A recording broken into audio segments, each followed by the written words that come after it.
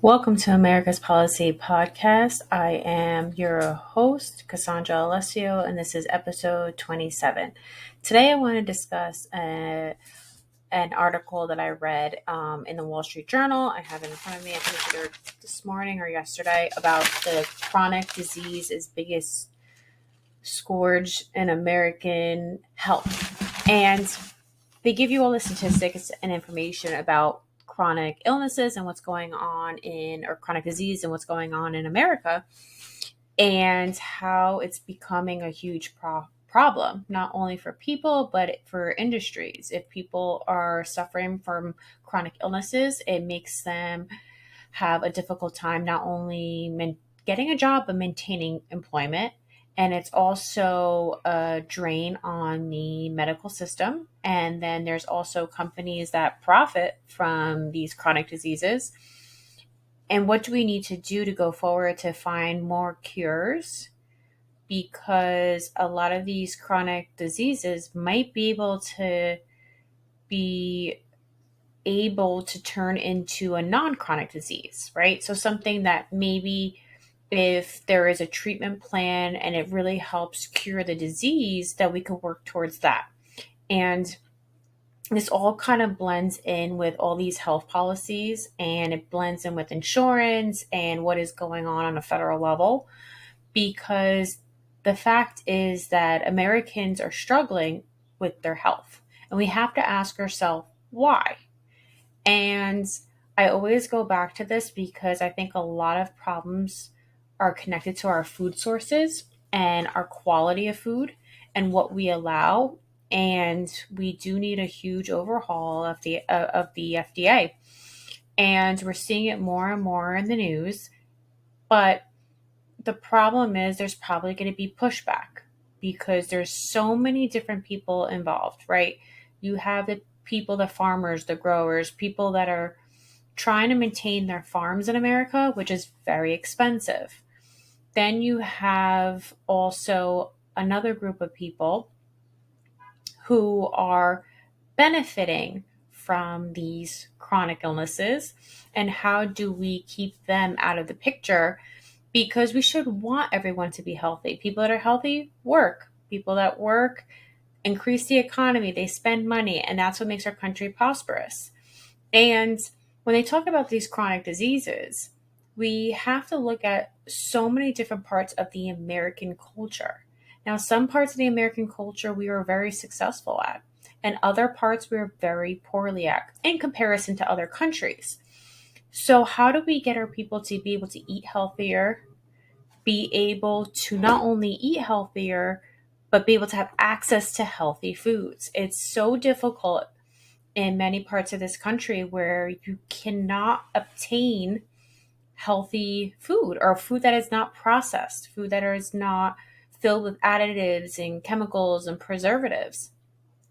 And I think that's all based on the FDA regulations and what elected officials at a federal level are doing to deal with this. We have that as a problem because a lot of chronic illnesses might be connected to how we take care of ourselves, our health, how our bodies react to certain foods. It's not healthy to have all this inflammation, and it's not healthy to have stress, right? We're a very stressful country. And I think also we need to kind of step away from that. And the only way we could do that is we have to kind of figure out a way to balance consumerism with the ability to enjoy life, right? You need that happy mix. We need people to buy goods. That's how we make money. That's how our country runs, and that's how we are prosperous, right? But we also need to find a balance of maybe if people weren't as stressed, they wouldn't lead to inflammation in their body, and that can develop into chronic illnesses. Now, there's probably so many doctors and psychologists and people in the food industry. Everyone's going to have a different opinion, right? But you have to understand that even if you're not a doctor, even if you're not someone that's in the medical field, there is some common sense policy in regards to what we put in our body helps our body regulate our health, right? So, like, if you're eating healthier items or items that are better for your body is going to be healthier. And we have, it's such a simple policy change that I think that's why people are frustrated on, is that it's not that people are asking for these major changes. These are simple policy changes. Now, again, I'm not a doctor, but I would think that most doctors, if not all, would agree that we should eat and consume healthy food and food that's not processed as much, and food that's not have a lot of additives. Now, in regards to stress, it's a culture problem, right? So you could look at other different countries and say, okay, culturally they do this wrong. Maybe culturally they don't prioritize employment and work, and that's why their economy is not as strong as ours, or whatever the case may be. But we have access. We are a very wealthy country. We are a country that is prosperous and value hard work. I think at the end of the day, no matter what, hard work does help you become successful. Maybe nowadays it's not so common anymore. Then 9 to 5 doesn't lead you to the middle class anymore. But I think what's important is that we have an opportunity and we have the funds, we have the resources to provide our people with a little bit better lifestyle. And I know we've heard this in the news where now a lot of these companies and CEOs are a little angry because they worked many hours to get to where they are, and now they don't want other people to have that same, I guess, privilege. So they are stating that people don't want to work hard, or people are not working enough hours, and work life balance is not the CEO's problem. So a lot of CEOs are stating that it is not their responsibility to work on this work life balance.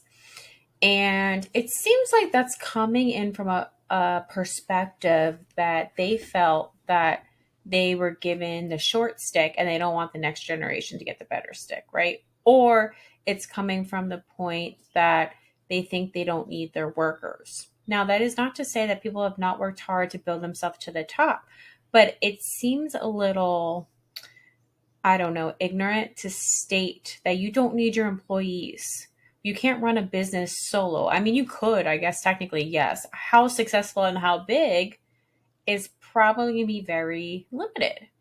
And when we have these companies that have this attitude that we don't care about helping the better society, when we have other CEOs are saying, listen, I want to be able to have a company that people want to come work for, and we're successful and our employees are successful, and they are the ones that are stating, hey, I have this privilege, let me help you. And in comparison, you have the other CEOs are saying, I don't care, it's not my problem, I want to be wealthy, I don't care if my staff leaves me, don't care if I go bankrupt. And for those CEOs, which I think are not the best for our country, that's when policy comes in, because at the end of the day, the policy rules, right? Our public policies are meant for what's better, the greater good of society, or what's supposed to be for the greater good of society. Does that always happen? No, of course not. But I think that all this ties into chronic illnesses, chronic diseases, health, stress, our economy, the failure or the disappearance of the middle class. This is all tying in together. And we have such an opportunity, and these federal legislators have such an opportunity to make a change. Now, again, do I think we need to be extremely dramatic? No, because policy wasn't designed that way. We need to make increment changes to help figure out what's working and what's not working. Now, again, do we need some dramatic changes in some parts of our federal policy? 100%. Will that happen? Probably not. But I think what's important is that we have an opportunity. We have an opportunity as a country to help people and give people the option to get better. I mean, we have resources, we're wealthy, we are filled of a lot of people that can be very successful. And then that ties into, again, student loans, cost of college, or especially the cost of medical school. We need doctors, we need people working on our health. And we also need to, I think, bring in this idea that a lot of nature does help people, and that sometimes we don't need to take a pill to do this or a surgery for this. Like, maybe we have to work into these resources that we have now. Again, surgeries are needed, medications needed, all this is needed, but we also have an opportunity not to depend on it 100%. And I think that by studying what works well in other countries, what works well in certain communities and different cultures, we can kind of put that all together and put it as American culture, right? We can bring in ideas, bring in different types of living styles that contribute to people being healthy. And that, of course, is going to take a very long time, because it's essentially saying what we have now is not working. How do we get to the place where it is working? The health of people is becoming a lot better than it was before.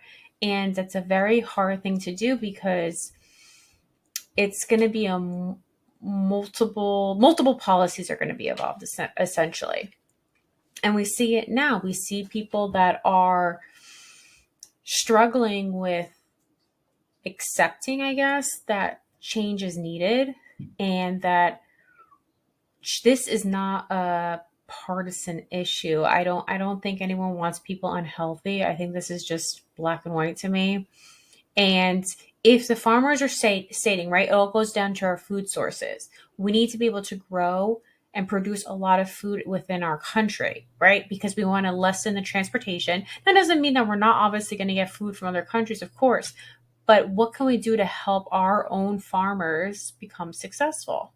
And ask them, right? Reach out. How many farmers could there possibly be in this country? I think that we have enough resources to find out what is the issue.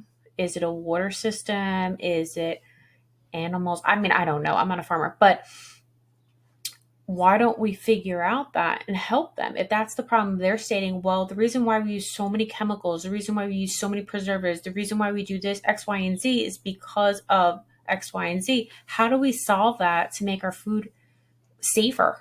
We want our food safer. And we also need to have access. Now, I'm going to just pull up really quick. I just want to see if I could share my screen and see. Hopefully you could see it. I think you can. Yes, congress.gov. Same website I pulled up in the past, right? And actually funny, it just says, when I pull it up, it says healthcare. So healthcare, for example, right? 25 to 26, 2025 to 2026. Now, okay, here we go. Now you can go through it. It's important to go through it, because if you see a bill that could benefit you, reach out to your elected officials. Now I'm just trying to find one that will help explain it right now. You have, there's a lot of different ones. Right now, it's a lot of veterans. There's Personalized Care Act. Let's see, coordinating care for senior veterans. So like right now, there's a lot of items. Now let me see if I can kind of narrow it down. So let's maybe do healthcare and food source. I don't know if you can put two topics together, but let's find out together. Maybe. Let's see. I'm going to say that all of these look not current. Okay. Let's see.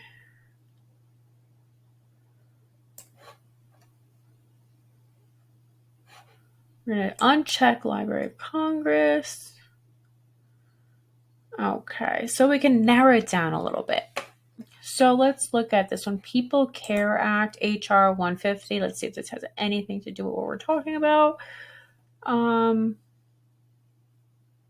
Under the bill, means-tested programs are those designed to provide assistance to low-income individuals, including, for example, Medicaid, SNAP, and TANF program. The commission is generally directed to review all federal means-tested programs, with the exception of certain specified programs, including Social Security, Medicare, and certain veteran benefits programs.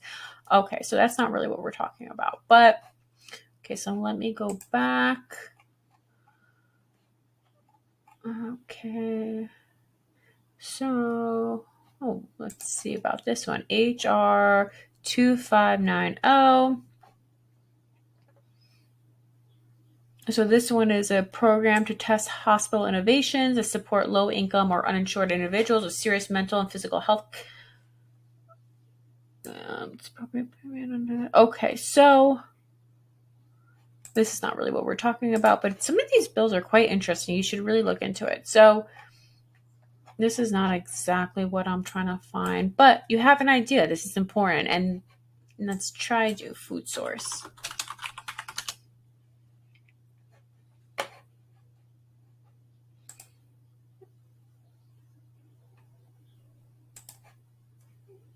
Okay, let's see. So if you notice what I did on the left, I'm just trying to narrow it down a little bit, so it just makes it easier for me to go through. So you had a Local Food Recycling and Regenerative Opportunities Act. There's a bunch of items, and you should really look at Fish Act of 2025. That's interesting. Let's see what this is.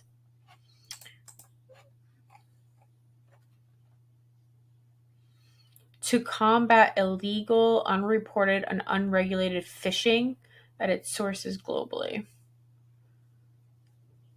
Okay, I don't know what that is, but to combat illegal, unreported, unregulated fishing. Okay, but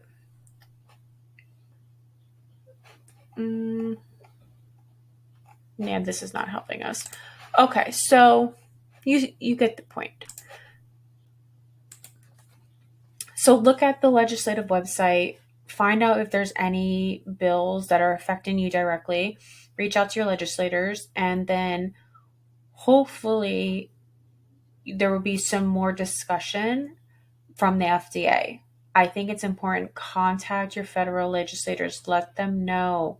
If you have a chronic illness, let them know. If you don't have access to good quality food, let them know. And I think that with time and with enough people, they are going to be forced to have to try to address these issues. No one's asking for something that's so difficult to obtain. And it's important that we work together and work on some policies. And hopefully, with time, that we can kind of see America moving away from this chronic disease epidemic and moving into a very healthy country with healthy people, right? If you have any questions, America's Policy Podcast at gmail.com, and I will see you next week. Thank you.